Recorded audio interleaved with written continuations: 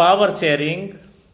In the previous video, we have learned about ethnic composition of Belgium and Sri Lanka. Then we have learned how Belgium accommodated the diverse group in the government. In this video, we will learn about the majoritarianism policy adopted by Sri Lankan government. Sri Lanka became independent country in 1948. The democratically elected government adopted measures to establish Sinhala supremacy. In 1956, an act was passed to recognize Sinhala as the only official language, disregarding Tamil. Sinhalas were favored for university position and government jobs. A state will protect only Buddhism. Sri Lankan Tamil felt that the constitution and government discriminated against them in getting jobs and other opportunities and denied them equal political rights. They felt alienated, treated as foreigners in their own country. So, the relation between Sinhala and Tamil communities strained over times.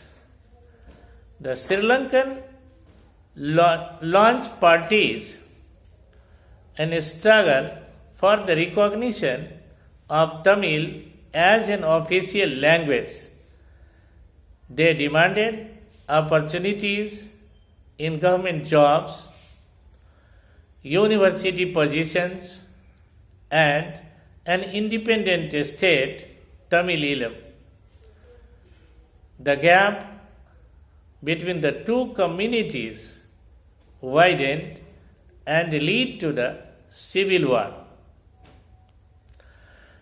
Thousands of the people of both the communities have been killed.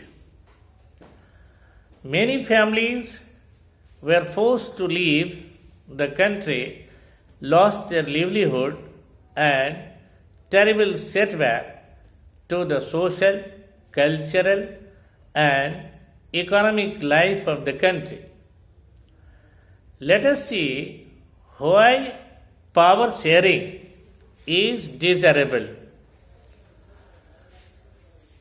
Two different sets of reason can be given in favor of power sharing. First is prudential reason, second is moral reason. Prudential reason focus on outcomes. It reduces conflict between social groups. It ensures the stability of the political order. Its absence result into imposition of will by majority community, which undermines the unity of the nation. Second is moral reasons. It is the very spirit of democracy.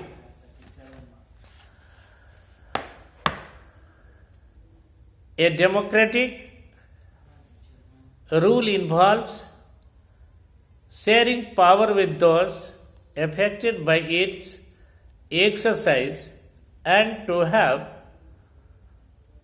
who have lived with its effect. People have right to be consulted on how their to be governed. Prudential reason stress that power sharing will bring out better outcomes, whereas moral reasons emphasizes the very act of power sharing as valuable. Now, let us talk about the forms of power sharing.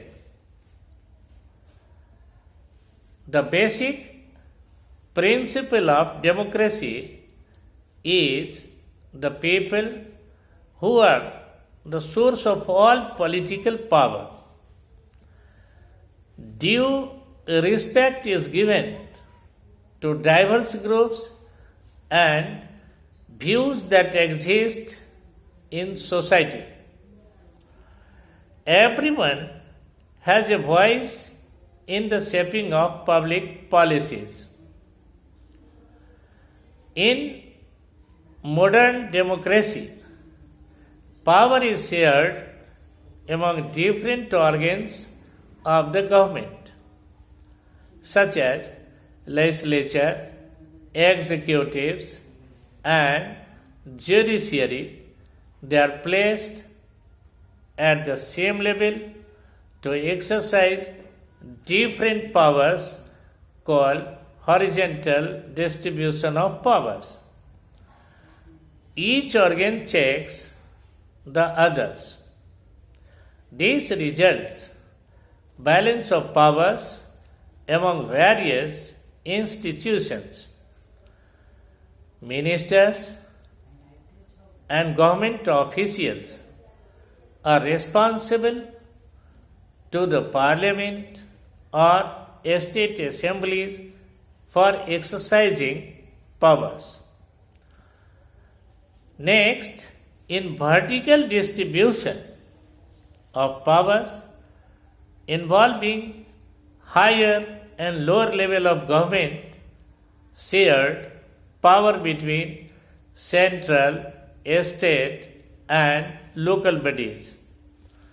Power is also shared among the different social groups, such as linguistic group, religious groups, socially weaker section, and women. Power is shared among different political parties, pressure groups, and movement groups, because different political parties represent different ideologies and social groups. We find that interest group as business groups, traders, workers also shared in power through participating in government committees. We have seen power sharing as the most important element of democracy,